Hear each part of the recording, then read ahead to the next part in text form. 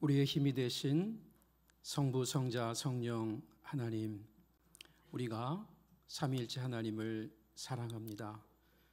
우리의 힘이 되신 하나님을 더욱 사랑하기 원합니다.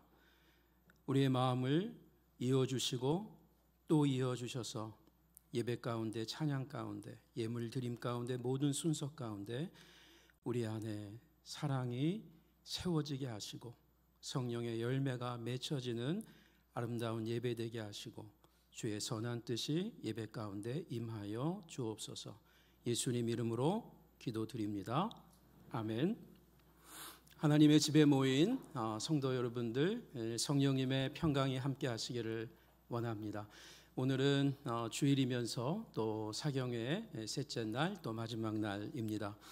오늘 사회자 말씀하신 대로 우리가 떠나야 할 여행, 또 길이란 주제로 누가복음 계속 묵상합니다.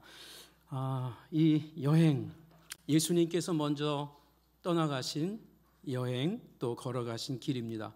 우리도 함께 따라가야 될 여행이고 길이라는 말입니다. 오늘 이 주제는 제자도에 집중하려고 합니다. 우리는 예수님을 믿죠. 우리의 구주로 믿습니다. 그리고 우리는 그 주님을 인간으로 이 땅에 오셔서 우리 앞에 살과 피를 갖고 사셨던 그 예수님을 또한 따라가기를 원합니다. 역부족이 많죠. 따라갈 수가 없죠. 그래서 우리는 예수의 영이 필요하고요, 하나님의 영이 필요합니다. 따라올 수 있다고 했습니다. 우리가 힘이 없고 무지한 것을 아시기 때문에 우리의 속마음을 보시면서 따라올 수 있다라고 합니다. 이유는 우리 안에 성령께서 계시기 때문입니다. 누가는 누가복음과 사도행전을 한 권으로 된 상하로 기록을 하였습니다. 정경 가운데 요한복음이 가운데 들어가다 보니까 좀 분리된 아쉬움은 있지만, 그러나 누가복음, 사도행전은 저자 누가가 한 권으로 쓴 상하입니다. 함께 읽어야 된다는 말이겠죠. 신약성경 저자 중에 유일한 이방인 출신으로 알려져 있습니다. 그래서였을까요? 그는 굉장히 잃어버린 자들에 대해서 관심이 많습니다. 그런 메시지들이 상당히 많이 녹아져 있습니다. 물론 모든 사복음서가 동일한 메시지를 갖고 있고요, 같은 복음입니다. 강조점의 차이가 좀 있다는 것입니다. 이방인 출신의 예수를 믿게 된 이 저자 누가는, 예수님을 사랑하게 된 사람은 본인이 이방인이어서 그런지 잃어버린 자들, 특별히 마지막 그 잃어버린 자의 끄트머리에 있는 이방인들을 향한 메시지를 처음부터 마지막까지, 그래서 사도행전까지 기록했는지 모르겠습니다.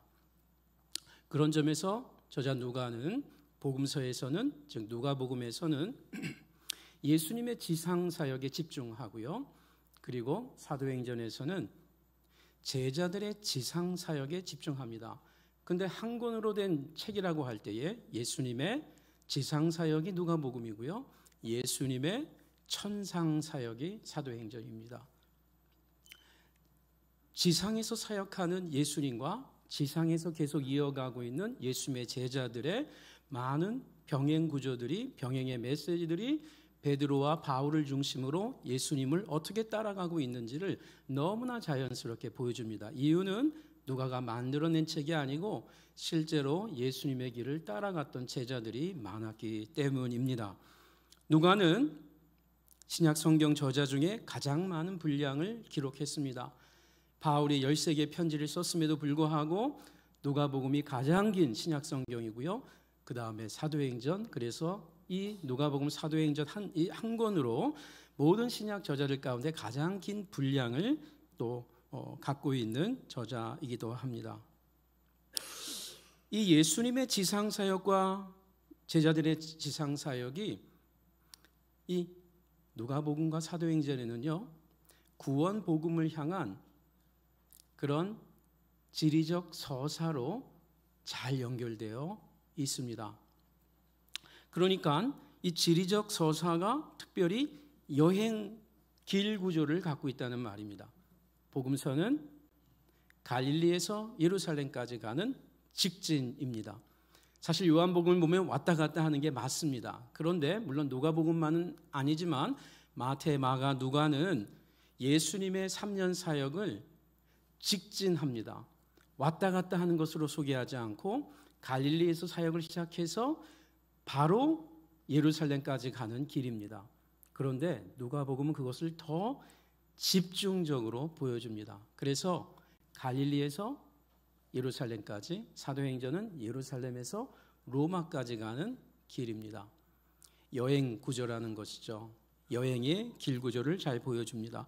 누가복음 오늘 우리가 읽은 9장 18절 이하에는요, 예수님께서 굉장히 의미 있게 제자들을 데리고 이제 갈릴리 사역을 마무리하는 시점에 제자들에게 묻습니다.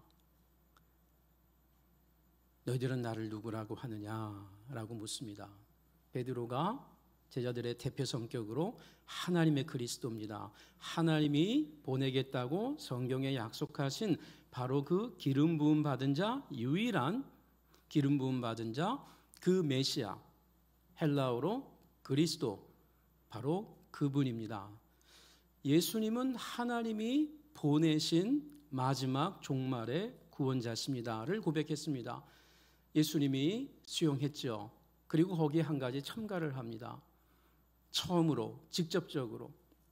그런데 나는 영광만이 아니고 고난을 함께 받는 메시아인 것을 꼭 기억해야 돼 라고 말씀하시고, 그리고 이어서 너희가 나를 따라오려거든. 나는 내 십자가를 지고 가는데 여러분은 여러분대로 자기 십자가를 지고 자기를 부인하면서 나를 따라와라. 그리고 날마다 라는 말까지 해주십니다. 매일매일, 순간순간. 그것이 오늘 우리가 읽은 본문의 핵심입니다. 무엇을 확인할 수 있을까요? 예수님이 누구신가를 드러내면서 특별히 고난도 받아야 되고 죽음도 당하셔야 되고 부활 영광까지 가셔야 될 그 패키지의 종합적인 메시아 정체성을 소개한 다음에, 그리고 여러분이 나를 따라오려거든. 즉 예수님과 제자들, 소위 기독론과 제자도 또는 교회론이 분리가 안 되는 것입니다. 교회가 문제가 있다는 얘기는 사실 교회 건물이 문제가 있는 것이 아니고 교회에 있는 성도들이 문제인 것인데, 특별히 예수님을 알아보는, 인지하는, 믿는 그 예수님에 대한 색깔이 변질되었기 때문에 그렇다는 것입니다. 바울은 이것을 너무나 분명하게 깨달아서 교회는 그리스도의 몸이다. 교회는 그리스도의 몸이다. 이 교회 공동체의 머리는 예수님이고 우리는 지체다 해서 분리가 되지 않다고 얘기를 해주죠.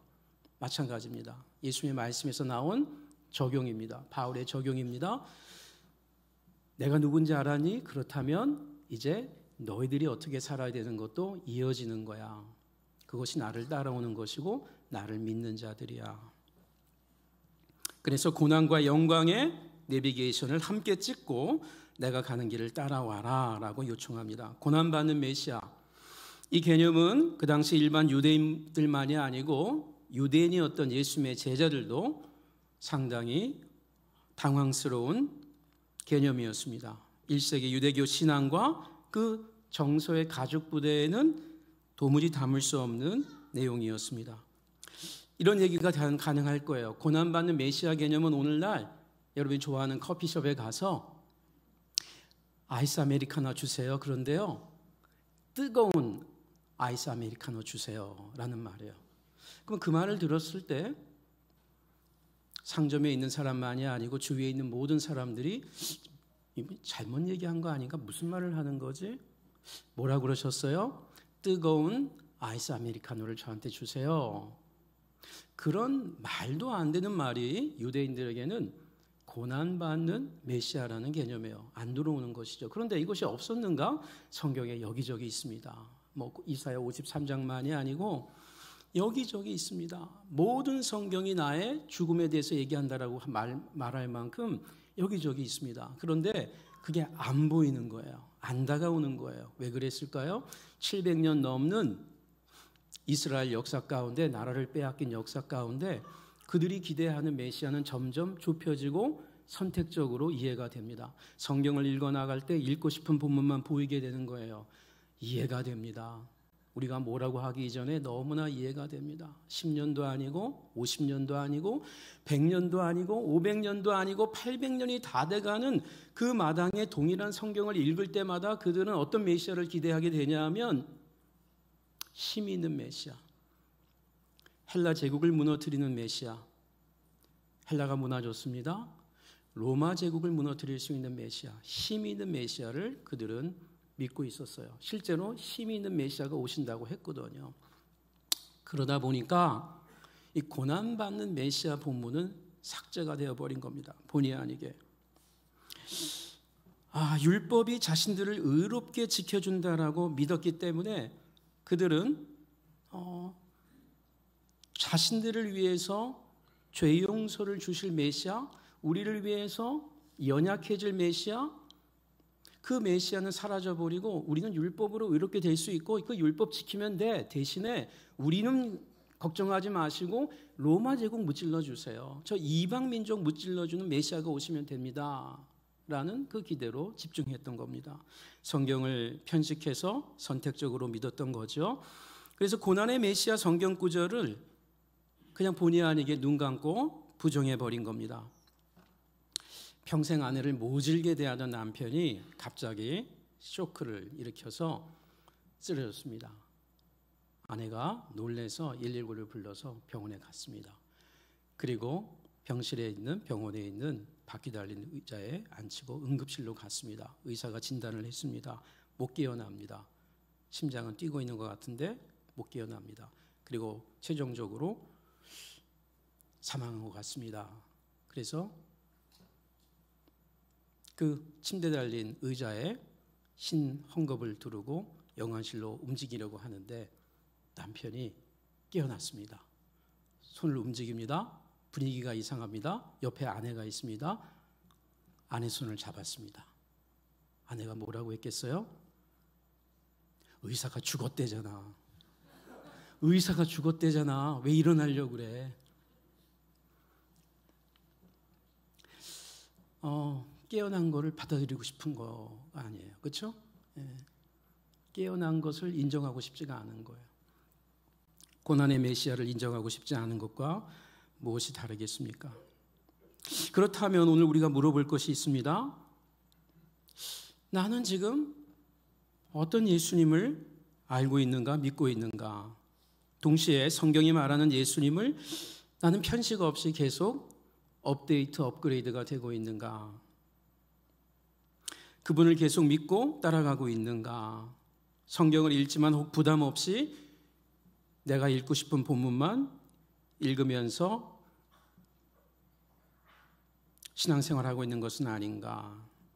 좀 과격하게 얘기하면 이렇게 성경을 읽을 경우에는 오히려 성경을 모르거나 안 읽는 게 더 나을 수도 있겠다. 좀 과격한 표현입니다. 왜냐하면 성경을 봐도요, 성경을 규칙적으로 매일매일 읽었던 사람들보다는 성경을 몰랐던 사람들이 예수님을 더 빨리, 바울의 말씀을 빨리 받아들이더라고요. 성경을 선택적으로 읽었던 유대인들은 이래서 틀리고 저래서 틀려서 복음을 못 받아들이는 것을 봅니다. 오늘 우리가 그런 사람이 될 수 있다는 겁니다. 이제 누가복음 9장 51절을 보겠습니다. 오늘 우리가 마지막으로 본 한 절이죠. 예수께서 승천하실 기약이 차감해 예루살렘을 향하여 올라가기로 굳게 결심하시고, 자 이제 51절부터는 갈릴리 사역을 마치고 이제 소위 말하는 여행기사, 갈릴리도 아니고 예루살렘에서 벌어진 일도 아닌 것들이 9장부터 19장 44절까지 벌어집니다. 굉장히 길죠? 굉장히 긴 내용들이 여행기사라고 하는 내용으로 나옵니다. 넓게 보면 누가복음은 다 여행기사입니다. 그런데 갈릴리도 아니고 예루살렘도 아니라는 그 특정한 지역을 염두에 둘 때 그 가운데 여행기사라는 말을 쓰곤 합니다. 여러분, 갈릴리 그리고 여행기사 그리고 예루살렘 직진의 누가복음의 여행 길 구조입니다.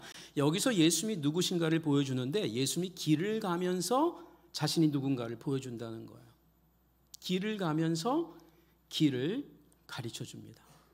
길을 가면서 도, 진리를 선포한다는 것이에요.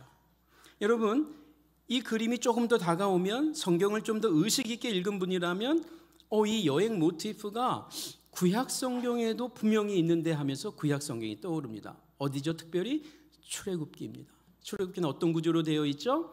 직진입니다. 역사적으로 이집트에서 종살이 하다가 6월절에 나오고, 그리고 40년 광야 생활, 조금 낭만 있게 얘기하면 여행 기간이고요. 그리고 마지막 가나안 땅, 약속의 땅으로 들어가는 구조입니다. 여러분, 누가만이 아니고 마태, 마가, 누가는 예수님을 소개하는데 그 출애굽 구조를 그대로 차용해서 일직선 구조로 가는 겁니다. 이유는요, 예수님이 모세와 같은 선지자라는 것을 이런 지리적 구조로도 보여주고 싶었던 거예요. 모세가 12지파를 거느리고 가나안으로 행군하죠. 하나님이 율법을 줍니다. 선물로. 그리고 성막을 선물로 줍니다. 거룩한 텐트를. 그렇게 쭉 가는 겁니다. 예수님은 12제자를 부르십니다. 11명, 13명도 아니고 12명을 부릅니다. 예수님의 자기 이해죠. 내가 제자를 부르는 것은 그냥 부르는 게 아니고 옛날 12지파 그 민족 이스라엘을 새롭게 하는, 회복시키는 새 이스라엘, 이방인을 포함한 새 이스라엘을 내 백성으로 삼겠다라는 것이고, 그리고 예수님이 제2의 모세 같은 선지자가 되어서 이분이 직진하는 겁니다. 성막이 어디 있죠? 예수님이 친히 성막이 되십니다. 그래서 예수님은 길을 가다가 죄 용서를 선언합니다. 성막에서만, 성전에서만 할 수 있는 그 어마무시한 일을 예수님은 길가에서 합니다. 왜요? 본인이 이 땅에 거룩한 텐트로 하나님을 만나는 길로 오셨기 때문입니다. 길을 가면서 자신이 길인 것을 보여주는 예수님입니다. 율법이 어디에 있죠? 예수님이 하시는 말씀이 새 율법입니다. 율법을 성취하십니다. 너희는 이렇게 들었으나 나는 너희에게 이렇게 말하노니 하면서 새 율법 토라로 자신이 율법과 성전 되심을 보여주면서 12제자들을 데리고 이스라엘 가나안 땅 하나님 나라로 들어갑니다. 여러분, 오늘 우리 예수의 제자들 교회는 이 같은 예수님의 여행의 이 신앙적 의미를 묵상해야 되겠습니다. 나아가서 묵상만 할 것이 아니고 순종해야 되겠습니다. 우리가 예수의 제자라면 2025년을 맞은 우리도 우리가 떠나야 될 여행, 우리도 비록 그 자리에 그 시간에 그 이스라엘에 없었지만 지금 예수의 영이 우리와 함께해서 계속 우리를 도전하면서 감동 주면서 때로는 책망하면서 떠나라고 하는 길로 나아가야 되는 것입니다. 상계해 보니까 성경은 출애굽기만이 아니고 창세기부터 신약 요한계시록까지 여행투성입니다. 길투성입니다. 모든 성경이 여행의 책이라는 말을 할 수 있을 만큼입니다. 웃음을 지으며 떠났던 길도 있고 눈물을 지으며 떠났던 길도 있습니다. 이 모두가 다 길이라고 하는 주제로 모아질 수가 있습니다. 아담이 에덴에서 에덴 동쪽으로 나아가는 길, 아브라함이 하란에서 가나안으로 가는 길, 그리고 그 후손들이 이집트로 내려가서 다시 이집트에서 가나안으로 가는 길, 그 가나안에서 정착하게 된 다윗 왕조가 본의 아니게 분열되고 북쪽 이스라엘은 아시리아로 끌려가는 길, 남쪽 유다는 바벨론으로 끌려가는 길, 그리고 수룹바벨, 에스라, 느헤미야 시대 때 다시 하나님의 은혜 가운데 이스라엘로 돌아가는 길, 돌아가는 여행. 그리고 오랜 시간이 지나서 예수님이 태어나셔서 예수님이 이집트로 가시고 갈릴리로 가시고 그리고 다시 예루살렘으로 들어가시고 거기서 십자가에 죽으시고 부활하시는 것입니다.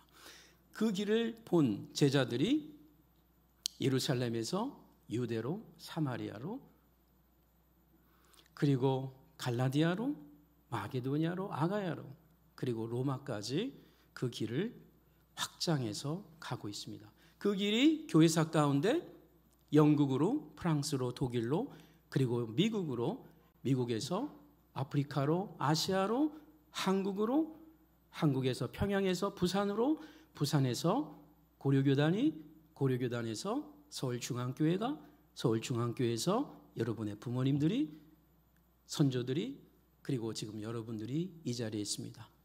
여러분 어느 길로 가실 겁니까? 여러분이 떠나가야 될 여행은 어디입니까? 그것을 우리가 이제 묵상하고 고민하고, 아니 순종해야 되겠다라는 겁니다. 인생은 길을 떠나는 여정입니다. 예수의 증인의 삶은 더욱 그러합니다. 신약 성경에서 그리스도인들을 하늘 가는 순례자로 얘기합니다. 베드로전서 2장 11절에 사랑하는 자들아 거류민과 나그네 같은 너희를 권하노니 영혼을 거슬러 싸우는 육체의 정욕을 제어라. 욕망을 이겨내라는 거죠. 왜요? 우리는 여기서 마냥 살 사람들이 아니니까. 여기서 정착할 사람들이 아니기 때문에. 외국에서 최소한 6개월 이상 살아보셨습니까? 1년 이상 살아보셨습니까? 평생 살 사람이 아닙니까? 그러면 거기에 시민권자들답게 살지 않습니다. 그렇게 무거운 물건들, 그렇게 썩 좋은 물건 살려고 하지 않습니다. 어차피 떠날 곳, 나그네 인생인데. 그래서 서로 물려받고 물려쓰면서, 그리고 또 물려주고 물려주다가 타국에서 본국으로 돌아옵니다. 그게 나그네 삶입니다. 외국인의 삶입니다. 길을 떠난다는 거, 여행을 떠난다는 거, 여러분 낯설고 불편한 일입니다. 새로운 환경 속에서 낯섭니다. 그런데 의외로 쉼이 있습니다. 여유가 생기기도 합니다. 그래서 길을 가다 보면 꼭 필요한 짐만 챙기는 힘과 지혜와 실력이 생깁니다. 여행 좋아하십니까? 그러면 이제 쓸데없는 거 점점 줄입니다. 그리고 올 때 가볍게 하고요. 그리고 올 때 더 가벼워집니다. 길을 떠날 때 가장 소중한 게 뭔가를 생각하게 됩니다. 여러분, 낯선 길에서 어떤 은혜가 있습니까? 성경을 보니까 이 여행을 떠난 사람들이, 길을 떠난 사람들이 하나님을 새롭게 만나더라고요. 어디에서요? 낯선 땅에서. 낯선 땅에서, 불편한 길에서. 대표적으로 야곱이 있습니다. 아버지 집에서 그는 하나님을 못 만났습니다. 그냥 아버지, 할아버지의 하나님. 근데 그는 캄캄한 밤에 두렵고 떨리는 가운데 오늘날처럼 여행하는 게 아닙니다. 강도도 만날 수 있습니다. 혼자 가는 길입니다. 외삼촌 라반의 집에 멀리 가는 길인데 두렵고 떨렸습니다. 추웠습니다. 돌베기를 하고 누웠습니다. 하나님을 찾았습니다. 그가 잠결에 하나님이 역사하십니다. 베델이 됩니다. 하나님의 집이 됩니다. 그러면서 그는 고백합니다. 하나님이 나의 하나님이라고. 아브라함의 하나님, 이삭의 하나님만이 아니라 나의 하나님이라고 고백하게 되는 곳이 낯선 땅입니다. 신약의 대표적인 인물이 누가 있죠? 바울이 있습니다. 바울은 예루살렘 성전에서 하나님다운 하나님을 만나지 못했습니다. 그는 하나님을 믿었다고 생각했지만, 메시아를 믿고 있다고 생각했지만, 실제로 메시아를 기다렸지만 그가 알고 있는 메시아는 전혀 하나님이 기대하는 메시아가 아니었습니다. 그러다 보니 하나님도 사실은 오해하고 있었던 것이죠. 그 바울이 예루살렘 성전이 아닌 다메섹으로 가는 낯선 길에서 뜻밖의 하나님을 만납니다. 사도행전은 9장에서 이렇게 얘기하죠. 눈에서 비늘 같은 것이 벗겨졌다. 그러면서 뭐라고 해요? 다시 보게 되었다. 9장에 3번이나 나옵니다. 바울이 다시 보게 됐다.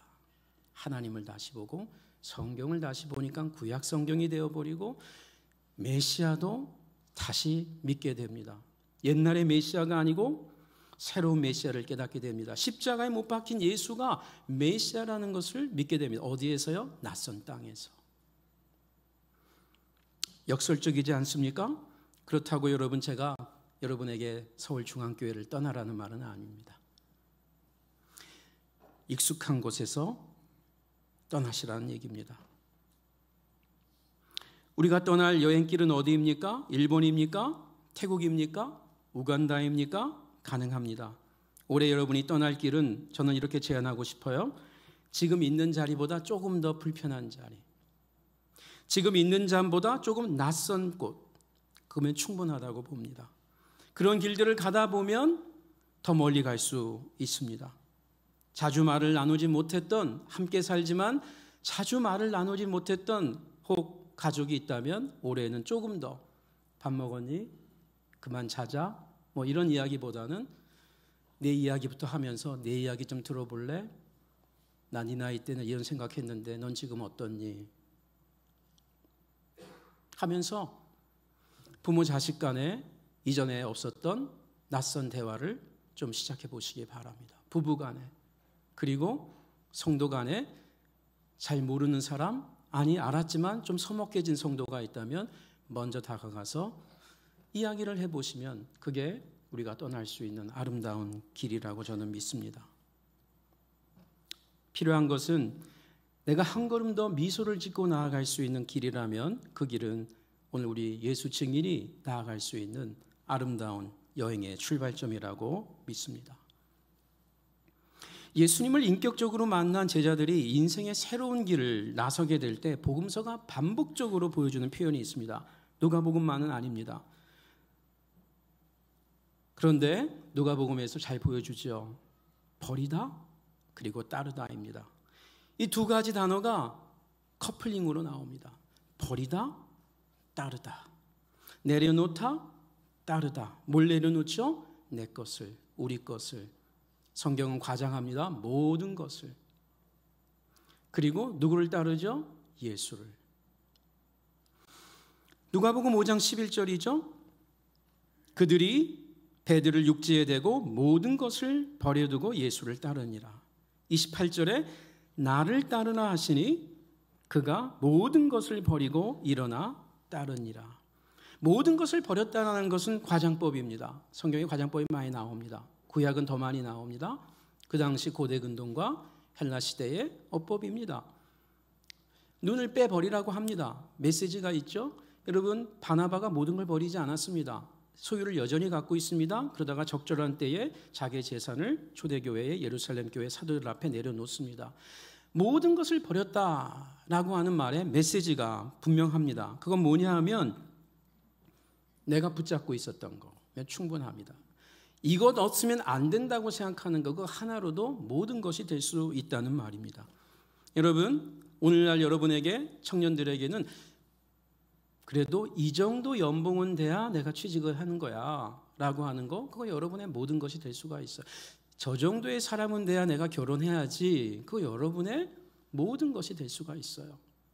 그게 어느 순간 예수를 만나면서 내려놓을 수가 있어요. 잘못된 것도 아니지만 분명한 것은 그것이 절대적일 수 없다는 것이에요. 자녀 교육에 목숨을 거는 부모, 모든 것이라고 할 수 있습니다. 먹고 싶은 음식은 안 먹으면 안 먹었지 꼭 그거면 내가 먹어야 돼. 돈의 문제가 아니야. 여러분, 돈이 비싸서의 문제가 아니에요. 그 음식에 집착하는 진심인 사람들, 이것도 모든 것이 될 수가 있습니다. 그럼에도 예수님의 제자들이 반복해서 내려놓아야 될 그 모든 것을 저는 강조하고 싶은 게 있습니다. 누가복음 9장 23절에 보면 이 모든 것들, 모든 것이 아닌 가장 중요한 것의 그 근원의 뿌리가, 성경은, 예수님은 우리가 읽었던 9장 23절에서 이렇게 이야기합니다. 자기를 부인하고 모든 것입니다. 모든 것입니다. 자기를 부인하고,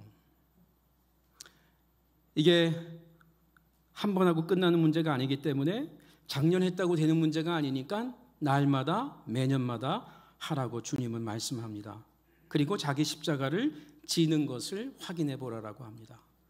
부인하고 있는지 아니하고 있는지를 확인할 수 있는 또 다른 은혜를 우리에게 주신 거죠. 우리가 버려야 될 모든 것은 자기 부인의 보따리입니다. 자기 부인의 보따리. 자기 남편의 보따리는 아닙니다. 주님께서 우리를 예수의 제자로 부르셨습니다. 2025년 2월 이곳 서울중앙교회당 우리가 모여 있다는 사실, 이것은 우리가 제자라는 것을 보여준다라고 믿습니다. 이 부르심의 사명이 여러분 불타올랐으면 좋겠습니다. 성경에서 엠마오 제자들에게 예수님 말씀을 풀어줄 때 우리 성경에 뜨겁지 아니하더냐 했죠. 사실 불타지 아니하더냐 합니다. burning입니다. burning. 불타지 아니하더냐. 여러분, 언제 불타오르신 적이 있습니까? 청년 때입니까? SFC 때입니까? 30대입니까? 결혼 초년생 때입니까? 군대에서였습니까? 여러분, 하나님 모든 걸 하실 수 있습니다. 우리의 마른 심령도, 장작도, 마른 뼈도 생기를 불러일으킬 수 있는 능력이 하나님입니다. 불타오르기 원합니다. 올 한 해 그 불타는 심정으로 여행을 떠나기 원합니다. 길을 떠나기 원합니다. 부흥을 맛보기 원합니다. 말씀 사경회 동안에 사랑의 환대를 베풀어 주신 김진영 목사님, 또 교회에 감사드립니다. 사경회를 섬기신 모든 손길 위에 주님의 축복이 함께 하시기를 원합니다. 준비한 귀천이라고 하는, 여러분도 많이 아실 것 같은데요, 오늘 제 메시지와 또 잘 어울리기 때문에 나누고 마무리하겠습니다. 천상병 시인이죠. 그는 가톨릭 신자였습니다. 그리고 이 시를 연구하는 학자들이 전도서 12장 말씀에 근거해서 이것을 했다라고 보는 학자들도 있습니다. 전도서 12장 7절에 보면 먼지는 전에 있던 흙으로 되돌아가고 목숨은 그것을 주신 하나님께로 되돌아간다라는 말씀입니다. 이 천상병 시인은 소풍이라는 주제로 인생의 죽음을, 존재와 죽음을 그렇게 성찰한 분입니다. 나 하늘로 돌아가리라, 새벽빛와 닿으면 쓰러지는 이슬 더불어 손에 손을 잡고, 나 하늘로 돌아가리라, 노을빛 함께 단둘이서 기슭에서 놀다가 구름 손짓하면은 나 하늘로 돌아가리라, 아름다운 이 세상 소풍 끝내는 날 가서 아름다웠더라고 말하리라. 함께 기도하겠습니다. 여러분, 우리가 떠나야 될 여행이 어딘지 여러분 물어보시기 바랍니다. 주님께 물어보시고, 여러분 마음속에 물어보시고, 가까운 분들과 이야기 나눠보시면서 우리의 길을 찾아보기 원합니다.